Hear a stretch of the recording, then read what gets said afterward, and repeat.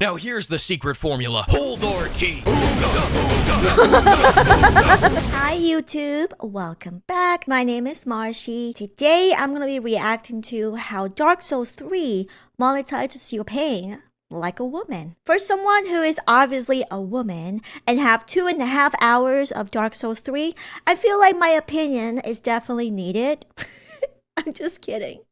Alright, let's dive into it. Let's go. Anytime something goes wrong, it's not their fault, it's your fault. All the enemies taking out your entire health bar with one shot to compensate for a lack of unique moves? Get good. You don't want enemies clipping through the floor into the abyss? Get good. Final boss, the worst boss in the game? Get good. And yet still in a fit of anger at 2 a.m. after 90 minutes of putting up with its bull. When you try to walk away from it, you can't. It's in our nature to love Dark Souls. Unless you're gay.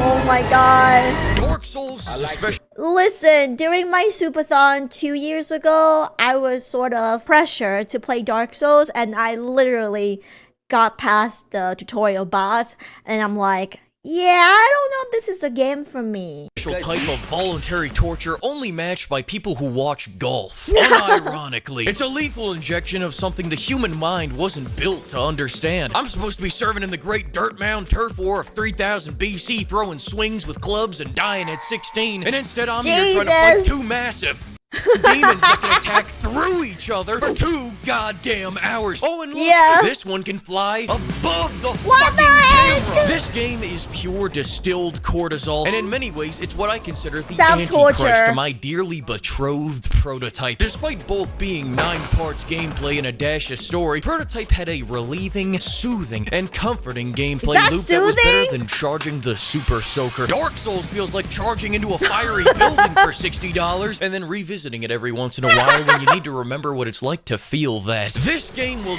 Is that true for everyone who plays a lot of Dark Souls? You guys like visit the game every once in a while? I thought people put like 100+ hours or maybe even 1,000 hours into this game. Drive you to drink because of its non-stop relentless nagging. Ooh, you were auto-locked to the next target. We made you dodge off the cliff. I hate these skeleton men. Go meet with my friends on Friday. You never do anything for me. Ooh, you got one shot, and one shot, and one shot. This game will get you so twisted up that you'll, hypothetically, fall into a painting and start getting your cheeks clapped so hard that seismologists mistake the readings for earthquakes. Then spend the next 2 hours trying to persevere through these crackhead demons, getting by nature so hard I thought I'm playing Baldur's Gate. But the whole time I'm sticking with it, assuming this is just what they call the Dark Souls. Only to then be told, that's a level 80 area, you're level 40, you half-melt Sunday. But now can I tell you something else? What Dark Souls teaches you above all is how to turn shit into shoe shine. And so instead of fighting all these enemies that were pushing my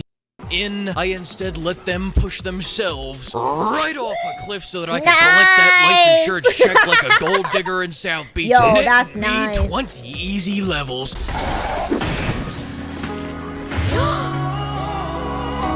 RIP! But thank you for the money. Now let's get balls deep into making you Dark Souls deck riders angry. This is gonna be the weirdest recommendation you've ever heard. Dark Souls is not a fun game. It's a rewarding game. It's the difference between surviving a water park and surviving the set of Saw. I feel like some people find torturing fun. You know, like self-torturing. Some people are into that, apparently. You're a moron if you didn't survive one. You're a statistic if you don't survive the other. You're also a little... You move slow, you hit slow, and you die quick. Dodging is king, blocking is queen, and parrying is the side piece on the other side of town. And of course, so bad with dodging. Is the god above all else. The hitboxes are tighter than my busted nuns, and with only a few moves, you're constantly placed at the feet of Goliath as you hear a distant "Good luck!"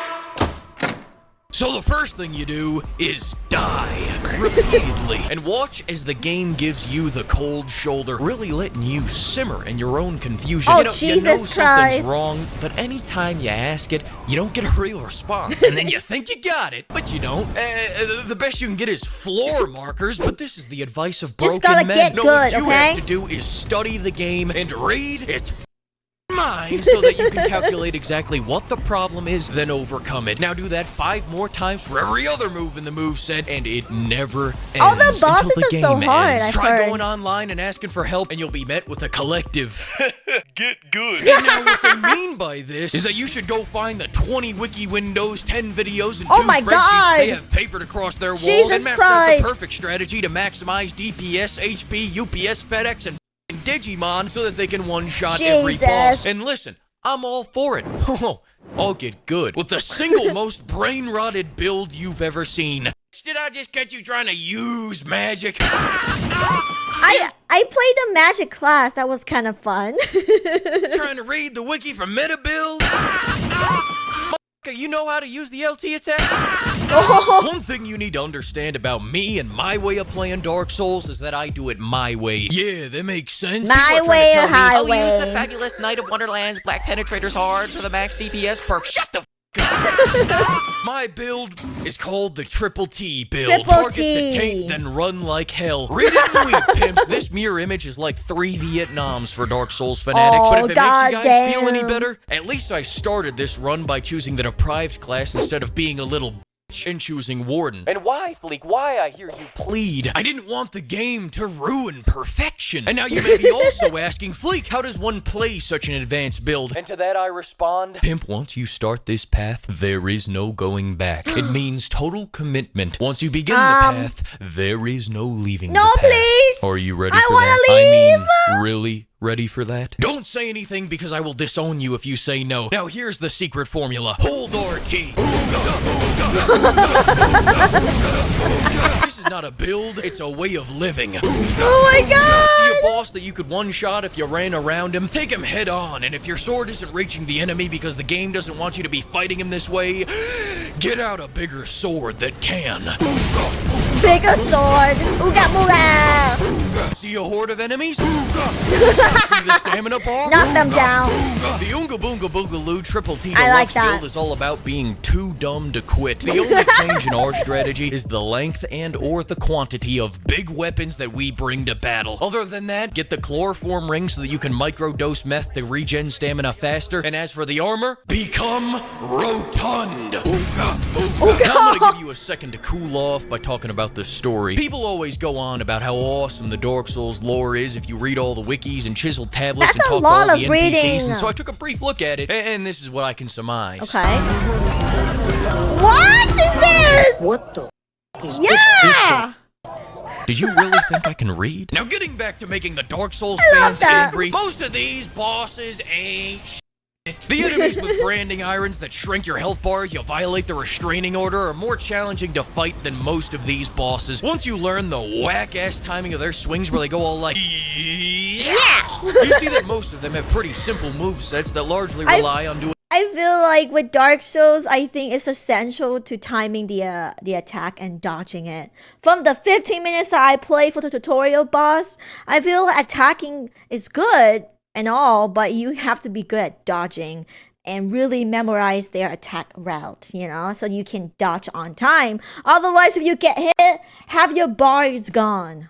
doing high damage rather than being highly aggressive or highly extravagant, including the final boss. I was expecting some grand Final boss? spectacle, you know, some big old demon monster with some crazy drop the sun on you twice, 3 AKs, and an ice katana, 6 arms looking goofy goober. But instead, I just got a dude. That's it, a Now, with all dude. that being said, my hairline receded 12 inches because of these 2 bosses alone, and both of them were completely optional. It's like all the pain Optional? that was left off the table in the basic bitch base game bosses was all reallocated into making these 2 a living hell. And no, it's not a coincidence that both of them can fly above Oh, your that's camera. annoying. Ahead of myself. The Nameless King has 2 phases, the Dragon phase and the No Dragon phase, but both phases features him dragging his nuts across your face. Fighting this man for 2 hours is like 2 hours of edging testicle torsion. I no, thought it thank would get better once you. I killed the dragon that can drop the sun on you, but then the second phase is just, what is he doing over there polishing his blade? Then the other boss is a separate case of 2-hour torsion, except this time the first phase is, it's Get good. Get I mean, good. it's, it ain't But then the second phase is all great. I see the Oh God! How do you dodge from that?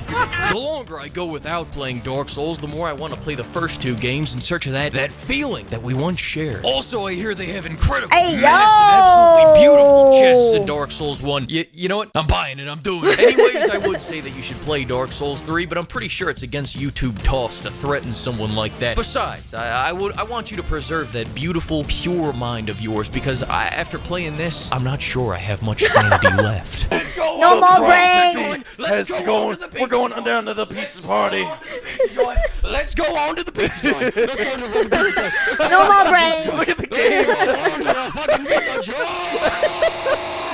Do you see? Yes, yeah! That's right. Huge thanks to the flock of pimps for funding this pain, and all the pimpers for keeping this clown car packed with nitro. Damn. And welcome to the new pimpers. Pimper the Pimper of Mankind, Pimper Ben Carmine, Pimper 12-piece Spicy, Pimper Captain Titus, Pimper Tyrion Dracone, Pimper Herschel, and Pimper Smokey Rider. Thank you, pimpers. This shit is crazy. I love you, pimps. Well, after watching this, I don't know if this makes me wanna play again or not. I'm currently playing Monster Hunter and I really enjoyed that. Thank you so much for watching with me, and I'll see you guys in the next video. Bye bye.